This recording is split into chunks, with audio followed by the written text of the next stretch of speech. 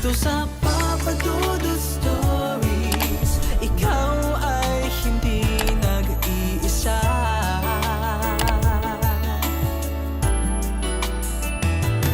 Dito sa Papa Dudut Stories, may nagmamahal sa'yo. Papa Dudut Stories. Papa Dudut Papa Dudut. Sa lahat po ng mga nakatutok ngayon, huwag pong kalimutan mag-like, mag-share at mag-subscribe. Maraming salamat po sa inyong lahat.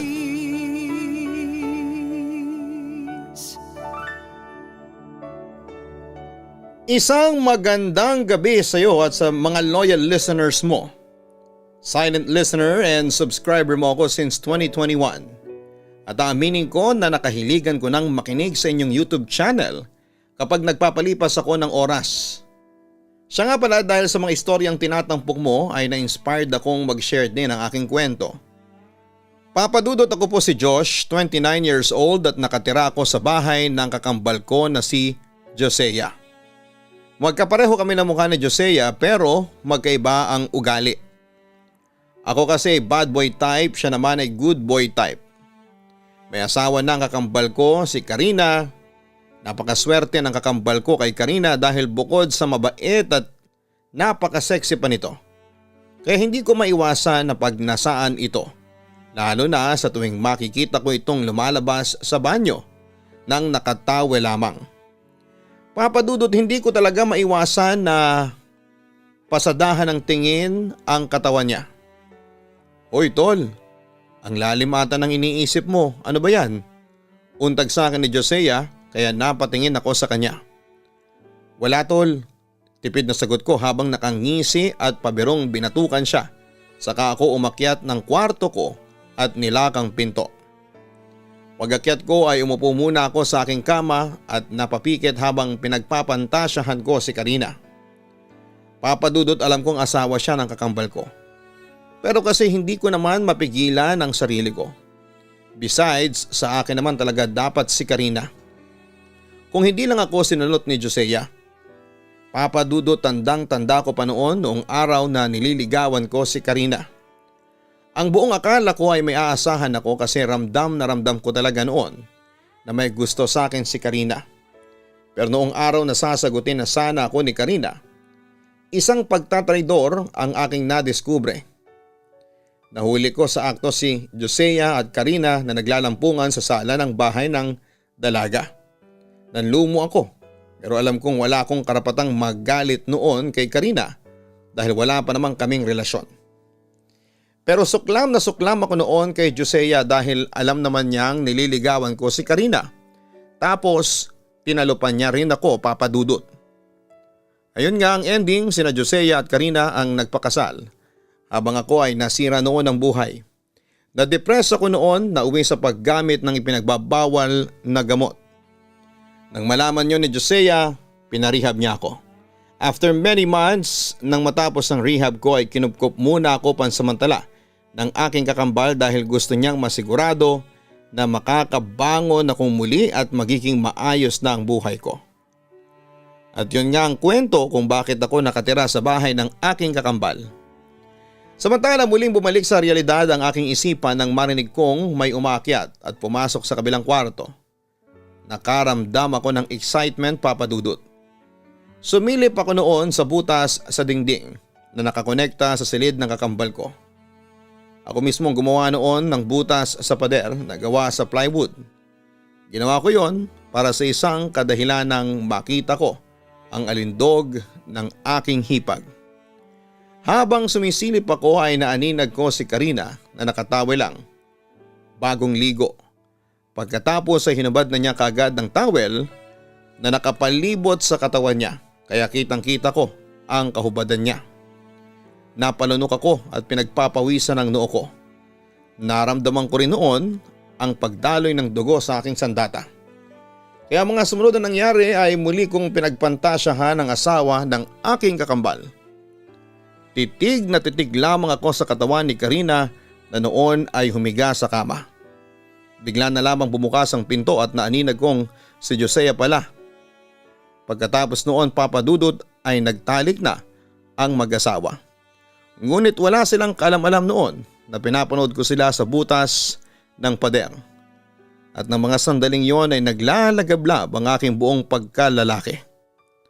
Magkahalong pantasya at inggit ang nararamdaman ko ng mga sandaling yon. Kung hindi lang ako trinaydor ni Josea, saan ako ang kasiping ngayon ni Karina? Papa Dudut, ganoon ang takbo naming tatlo sa bahay na yon. Habang sina Josea at Karina ay malayang na ipapahayag ang kanilang pagmamahalan sa isa't isa. Ako naman ang walang ibang ginawa kundi ang mamboso lamang. Minsan naiisip ko na umalis na sa bahay at maghanap na ng babaeng makakarelasyon ko at makapagbibigay ng satisfaction sa akin, pero bigla ko naiisip si Karina. Kaya nagbabago ang aking desisyon. Ang aking hipag lang noon ang gusto kong makasiping. At para sa akin ay hindi siya mapapantayan ng kahit na sinong babae. Hanggang isang araw, narinig kong nagtatalo ang mag-asawa.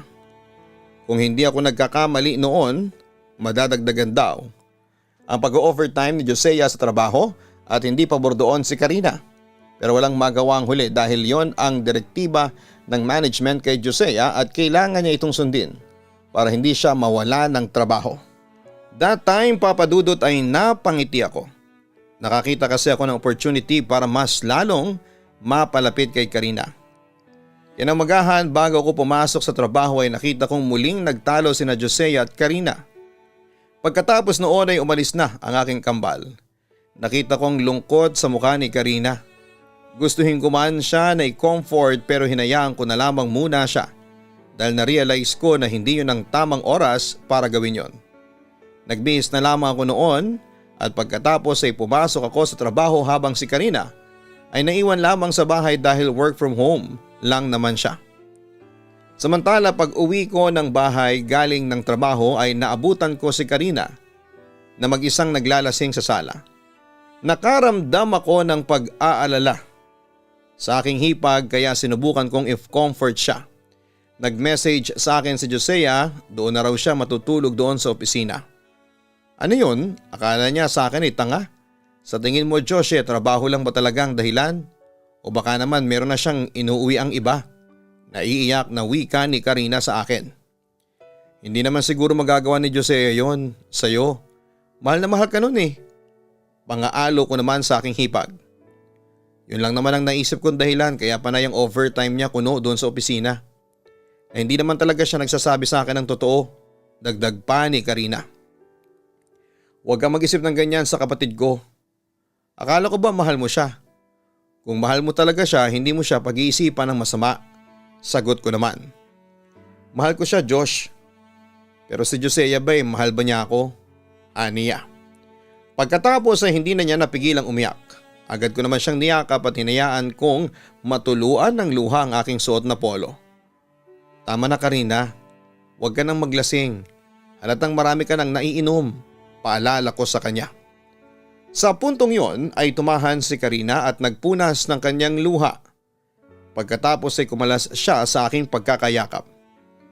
Maliligo na ako. Pagkatapos matutulog na ako. Bukas ko na lang ng umaga lilinisin ang mga kalat ko. Wika niya. Pagkatapos ay naglakad na siya ng palayo papunta sa banyo. Samantala nagpa siya muna akong umakyat sa aking kwarto para kumuha ng damit pamalit. Pagkatapos kasi ni Karina ay ako naman ang maliligo. Pero habang papunta ako sa kwarto ko, napatingin ako sa bukas na pinto ng kwarto ng mag-asawa. At isang pilyong plano ang aking naisip. Kumuha ako ng mga damit ni Josea sa kanilang cabinet at yun ang isinuot ko. Ngunit biglang naantala ang paghahalungkat ko nang biglang marinig ko si Karina mula sa aking harapan. Josea, wika niya sa akin habang lasing na lasing. Honey, buti naman at umuwi ka na. Halika, kainin mo ang… Hindi na niya na ituloy ang sasabihin niya dahil agad siyang lumapit sa akin at hinalikan ako. Sandali, hindi ako si Josea. Halos pabulong kong sabi. Pero hindi yon pinansin ni Karina at sa halip ay nagpatuloy siya sa paghalik sa akin habang ang mga kamay niya ay lumalakbay sa maselang parte ng aking katawan. Napapikit naman ako dahil sa sarap na nararamdaman. Paligayahin mo ako, Josea. Bumawi ka sa akin. Ang wika ni Karina pagkatapos niyang magsawa sa paghawak sa aking buhay na pagkalalaki. Mamayang kaunti inakit na niya nga ako sa pamamagitan ng pag-upo at pagbukakan niya sa aking harapan. At doon ay ipinakita niya sa akin ang kanyang private part. Siyempre nakaramdam ako ng hiya at hindi ko yon tinignan. Ngunit nainis si Karina sa akin at nagsalita. Ano ba, Josea? Paligayahin mo na ako, bumawi ka sa akin. Patunayan mo sa akin na mahal mo rin ako. Pinagpawisan naman ako sa kanyang sinabi. Pero Karina, may sasabihin pa sana ako pero pinutol na yon ang hipag ko.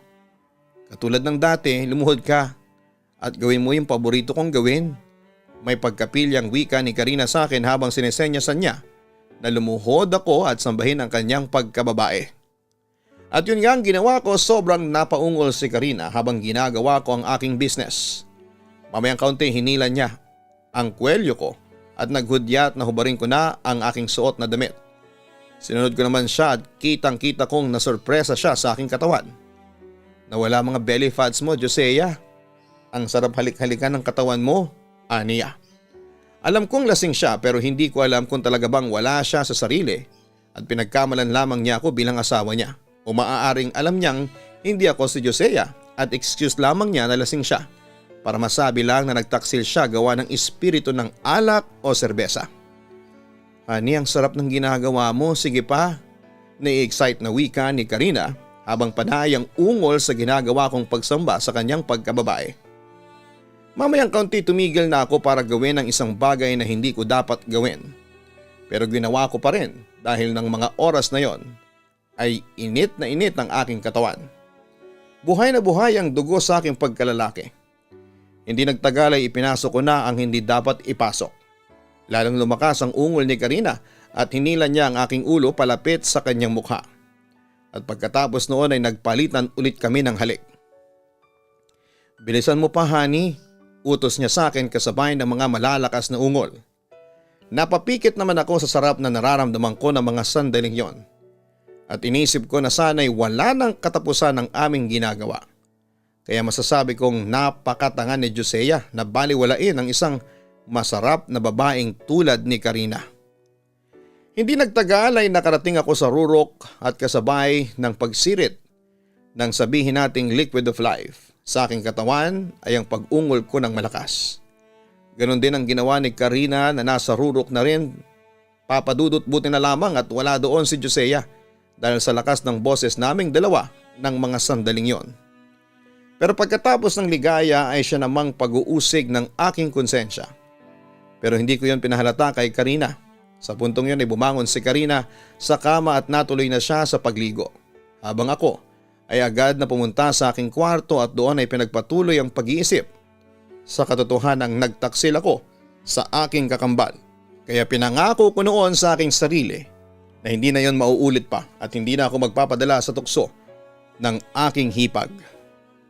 Kinabukasan ay hindi pa rin umuwi si Josea sa bahay habang ako naman ay hiyang-hiyang humarap kay Karina na noon ay wala na sa impluwensya ng alak. Tahimik lamang ako noon habang kumakain ng almusal na inihanda niya para sa akin. At deep inside ay pinapanalangin ko noon na sana'y huwag niyang ungkatin yung nangyari sa aming dalawa kagabi. Pasensya ka na pala kung nadatnan mo kong lasing kagabi. Tila nahihiya ang wika ni Karina sa akin. Naintindihan ko naman ang kalagayan mo. Siya nga pala, nag-message na ba sa'yo si Josea? Anong oras daw siya uuwi? Usisa ko naman. Nag-video call siya sa akin kaninang madaling araw. Naroon nga siya sa opisina niya. Doon na siya nag-overnight. May dala din siyang ekstrang damit at saka doon na siya sa opisina maliligo. Sagot niya. Ganun ba? Pagpasensyahan mo na lang ang kakambal ko ha. Wika ko na lamang sa kanya. Buti na lang talaga't nandiyan ka sa tabi ko palagi, Josh. At least, hindi ako nalulungkot, ang sabi ni Karina pagkatapos niyang ngumiti sa akin. Samantala ng araw ding yon ay narinig ko si Karina na nakikipagtalo sa asawa niya sa pamamagitan ng video call. Umabot na yon sa murahan. Ibig sabihin ay malaki ang kanilang problemang mag-asawa. Pero hindi muna ako nakialam dahil alam ko na wala ako sa lugar para gawin yon. Kaso papadudot noong palis na ako papasok sa trabaho ay nakita kong umiiyak si Karina. Ngunit nang makita niya ako ay dali-dali itong umakyat sa taas at nagkulong sa master's bedroom. Napabuntong hininga na lamang ako at nag-aalalang umalis ng bahay para maghanap buhay. Sa kabilang banda habang nasa trabaho ay hindi naman ako mapakali kakaisip kay Karina. Kaya maya't maya akong nagsisend ng message sa kanya sa messenger. Kinukumusta kung okay na siya. Sinusubukan ko ring tawagan siya sa pamamagitan ng video call pero hindi niya yon sinasagot. Kaya pagkatapos ng trabaho ay mabilis akong umuwi. Doon ay naabutan ko si Karina na naglalasing. As usual ay wala na naman si Josea. Gusto ko sanang aluin ang aking hipag pero nagpasya muna ako na umakyat sa taas para magpalit ng damit. Ang ginamit kong damit ay ang pambahay na madalas na isuot ni Josea. Mamayang kaunti nagpasya akong buwaba para samahan si Karina. Ngunit naabutan ko siyang natutulog sa may sofa. Binilang ko ang mga bote ng beer na walang laman. Nasa 11 na ito. Napailing ako at nakaramdam ng awa para sa hipag ko. At habang tinatanggal ko ang mga bote sa mesa ay natuon ang atensyon ko sa cellphone ni Karina na nakabukas pa at hindi nakalock. Siguro ay nakatulog ito habang ginagamit ang kanyang cellphone. Nang usisain ko ay tumambad sa akin ang nakabukas na messenger kung saan ay nabasa ko ang mensahe ni Josea sa kanya. Hindi muna ito uuwi at makikitulog muna sa bahay ng kanyang boss. Sa puntong yun papadudot ay nakaramdam na ako ng galit sa aking kakambal. Josea, salamat naman at umuwi ka na. Nagulat ako nang makita kong gising na si Karina. Pero bago pa ako makakibo ay hinila niya ang aking kamay at inilapit niya ang mukha ko sa mukha niya. Pagkatapos ay isang nagbabagang halik ang pinakawalan niya sa akin. Josea, paligayahin mo ulit ako. Patunayan mo sa akin na mahal mo talaga ako. Wika niya na halatang nasa impluwensya ng espiritu ng serbesa. Sandali Karina. Wika ko habang bahagyang umiwas ako noon sa kanyang nagbabagang mga labi. Bakit? Ayaw mo na ba sa mga halik ko? Tila may pagtatampo ang boses ni Karina ng mga sandaling yon. Pero papadudot bago pa ako makapagpaliwanag ay ipinasok niya ang kanyang kamay sa loob ng shorts na suot ko at doon ay hinawakan niya ang aking private part. Hindi ko naman magawang tumanggi kasi nakakaramdam ako ng matinding pagdaloy ng dugo sa aking pagkalalaki. Mamayang kaunti umupo na si Karina sa sofa kung saan siya nakahiga. Tapos tapat na tapat ang mukha niya sa aking suot na short. Pagkatapos noon ay dali-dali niyang hinubad yun at tumambad sa kanya ang isang sundalong tayong-tayo at sabik na lumaban sa battlefield. Pagkatapos noon ay napapikit na lamang ako at napaungol habang si Karina ay enjoy na enjoy sa aking katawan. Pumwesto naman ako sa pagitan ng hita niya at tinutok ang aking pagkalalaki sa kanya. Honey, ang sarap talaga, wika ng lasing na si Karina. Pagkatapos ay hinudyatan na niya ako na hubarin ko na ang aking damit para tuluyan ko na siyang mapaligaya. Agad ko namang sinunod at isang mainit at naglalagablab na romansa ang ibinigay ko sa aking hipag. Ang sarap, wika ko habang napapamura ako sa sarap. Mas lalo ko pang binilisan ang pagromansa kay Karina. Si Karina naman, ayon walang ginawa kundi ang humiyaw ng humiyaw dahil sa sarap na kanyang nararamdaman. Ang sarap honey, ngayon ko lang naranasan ang ganito kasarap na romansa. Napapahiling na wika ni Karina habang tinatrabaho ko siya. Nakailang rounds pa kami ng gabing yon hanggang sa mapagod na kami at tumigil na. Nakayakap siya sa akin at nakaunan sa balikat ko habang natutulog. Dahan-dahan kong inihiga siya sa unan at tahimik na umalis. Ginhawang-ginhawang pakiramdam ko dahil 2 beses ko nang natitikman si Karina. Although paminsan-minsan ay nakakaramdam ako ng guilt. Pero iniisip ko na lamang na hindi deserve ni Karina ang pagpapabayang ginagawa ni Josea sa kanya. At ibinibigay ko kay Karina ang dapat na ibinibigay sa kanya. Habang nakahiga naman ako sa kama ay biglang nagring ang phone ko. Agad ko naman yung sinagot nang makita ko na ang kakambal ko pala ito. Yo kambal, wika ng lalaki sa kabilang linya, si Josea. Kumusta na si Karina? Natutulog na ba siya? Tanong niya sa akin. Kumunot naman ang noo ko. Bakit, saan ka ba ngayon? May bala ka pa bang umuwi ng bahay? Kumpronta ko kay Josea. Huwag mo sasabihin kay Karina pero nandito ko ngayon sa Cebu. Pag-amin niya sa akin. Ano naman ang ginagawa mo dyan? Wika ko sa kanya. Josh, nandito ko ngayon sa bahay ng pinsan natin si Greg. Sagot ni Josea sa akin. Nandito ako kasi gusto ko munang mapag-isa. May lungkot sa tinig ng aking kakambal. Umamin ka nga sa akin. Mahal mo pa ba si Karina? Diretsang tanong ko sa kanya. Mahal ko pa rin ang asawa ko pero kailangan ko lang muna ng space. Sagot ni Josea sa akin. Basta Josh, huwag mo sabihin kay Karina na nasa Cebu ako. Ang alam niya kasi nandito lang ako sa Taguig at nagwo-work. Dagdag pa niya sa akin. Kailan ka ba makakauwi? Siguro sa Sabado pa. Sagot ng kakambal ko. Napatingin naman ako sa kalendaryo, Miyerkules pa lamang ng araw na yon. O sige kambal, mag-iingat kayo ni Karina dyan ha. Oo kambal, ikaw din. Sige, ibababa ko na to. Yun ang huling pangungusap na sinabi ko bago namatay ang tawag. Papa Dudut, ewan ko pero deep inside ay nasiyahan naman ako sa katotohanang may 2 araw pa ako na masusolo si Karina. Kaya dali-dali akong pumunta sa kanilang kwarto. Tulog pa rin si Karina ng mga sandaling yon at napatingin naman ako sa orasan. 6:00 na pala ng hapon. Umiga ako sa tabi ni Karina at niyakap siya. Damang-dama ko ang mga malulusog niyang dibdib sa braso ko. Hinimas ko ang katawan niya habang nakahiga kami hanggang sa magising siya at napatingin sa akin. Ngumiti naman siya at yumakap sa akin. Pagkatapos ay pareho kaming natulog sa iisang kama. Kinabukasan ay nagulat na lamang ako ng gisingin ni Karina. Aniya ay malilate na ako sa trabaho. Tumingin naman ako sa orasan Papa Dudut hanggang sa napagtanto kong mag-7 na ng umaga. Kaya dali-dali akong bumangon at naligo habang si Karina naman ay nag-prepare na ng aming almusal. Hindi nagtagal ay nakapagbihis na rin ako ng aking uniforme sa trabaho kaya kumain na lamang ako ng almusal kasabay ang aking hipag. Karina, tawag ko sa kanya. Pero hindi siya nagsalita. Napangisi na lamang ako at iginapang ang kamay ko patungo sa hita niya. Huwag kang mag-alala, hindi malalaman ng kambal ko na may nangyari sa ating dalawa. Nanatili pa rin siyang tahimik. Nasarapan ka rin naman di ba Karina? Pareho tayo. Huwag mong ipagkakaila yun. Dagdag ko pa sa kanya. Sa puntong yon ay nakita kong nagbuntong hininga si Karina. Pero asawa ko ang kambal mo. Mali yung ginawa natin, tila nakokonsensya niyang sabi sa akin. Masarap ang bawal Karina, tandaan mo yan. At siya nga pala, sa Sabado pa makakauwi ang kakambal ko. Pag-amin ko sa kanya. Oo alam ko, tipid niyang sagot sa akin. Nanatiling tahimik ang kwarto. Bakit ang tahimik mo naman ngayon Karina? Parang kagabi lang ang ingay mo. May halong biro na wika ko sa kanya. Tumahimik ka nga Josh, saway niya sa akin. Napatawa naman ako. Nasarapan ka, kitang-kita ko at dinig ko ang ungol mo. Tiyak na hahanap-hanapin mo ang pakikipagsiping ko sa iyo. Panunubo ko. Josh ano ba?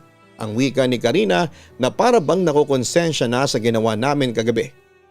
Siguro nga ay nagsiping tayo pero wag kang umasa sa akin na sa'yo ko ibabaling ang pagmamahal ko. Mahal ko pa rin si Josea. Seryosong wika pa niya sa akin. Dumating ang araw ng Sabado, 9:00 na ng umaga, nang biglang dumating si Josea. Tahimik lang ako noon habang si Karina ay sobrang excited sa pag-uwi ng kanyang asawa. Pagkatapos noon ay agad silang nagpunta sa kwarto. Habang ako naman ay naiwang nag-iisa sa sulok habang pinapantasya na ako ang kasiping ni Karina at hindi ang kakambal ko. 3 araw ang lumipas at wala na ulit nangyari sa amin ni Karina dahil naging sweet ulit sila ni Josea.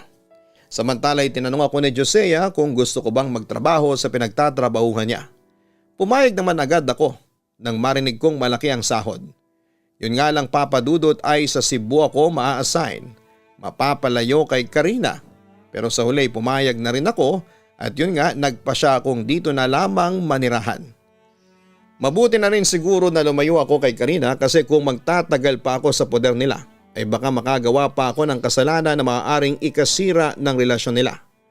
Ayaw ko namang masaktan si Josea at ayaw ko ring masaktan si Karina. Kaya nagsakripisyo na ako Papa Dudut. Tinanggal ko na sa isipan ko noon ang pagpapantasya sa alindog ng hipag ko. Sa ngayon Papa Dudut ay single pa rin po ako. Pero paminsan-minsan ay umahanap ako ng kadate gamit ang mga dating apps. Kaso hindi pa ako seryoso pagdating dyan dahil ang focus ko ay nasa trabaho at career ko. Masaya naman ako sa buhay kahit na wala na akong love life. Samantala masaya pa rin sina Josea at Karina bilang mag-asawa, bagamat hindi alam ni Josea ang nakaraan namin ng asawa niya. Pero buti na rin na wag na niyang malaman yon. Nagkamali man si Karina pero hindi na niya yon inulit pa. Kita ko naman na naging tapat naman siyang may bahay sa aking kakambal. Kaya ang dalangin ko sa kanila sana'y magpatuloy pa ang kanilang pag-iibigan. Papa Dudut, heto lamang ang kwentong may babahagi ko sa inyong programa. Sana'y mabasa mo ito at mapiling itampok sa inyong YouTube channel. Umaasa ako na isang araw ang kwento ko naman ang inyong babasahin. Maraming salamat in advance. Lubos na nagpapasalamat, Josh.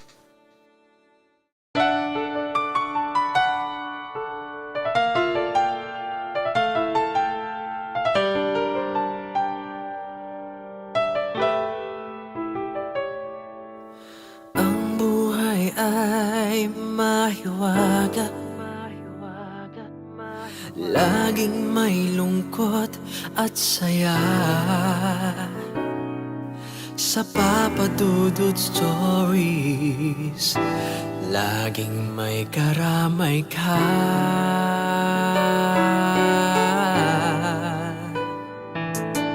Mga problemang kay bigat, dito ay pakikinggan ka. Sa Papa Dudut Stories, kami ay iyong kasama. Dito sa Papa Dudut Stories, ikaw ay hindi nag-iisa.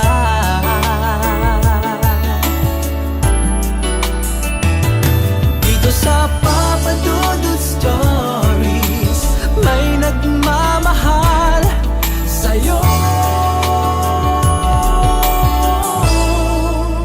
Papa Dudut Stories, Papa Dudut Stories, Papa Dudut Stories. Hello mga ka-online, ako po ang inyong si Papa Dudut. Huwag kalimutan na mag-like, mag-share at mag-subscribe. Pindutin ang notification bell para mas maraming video ang mapanood ninyo. Maraming salamat po sa inyong walang sawang pagtitiwala.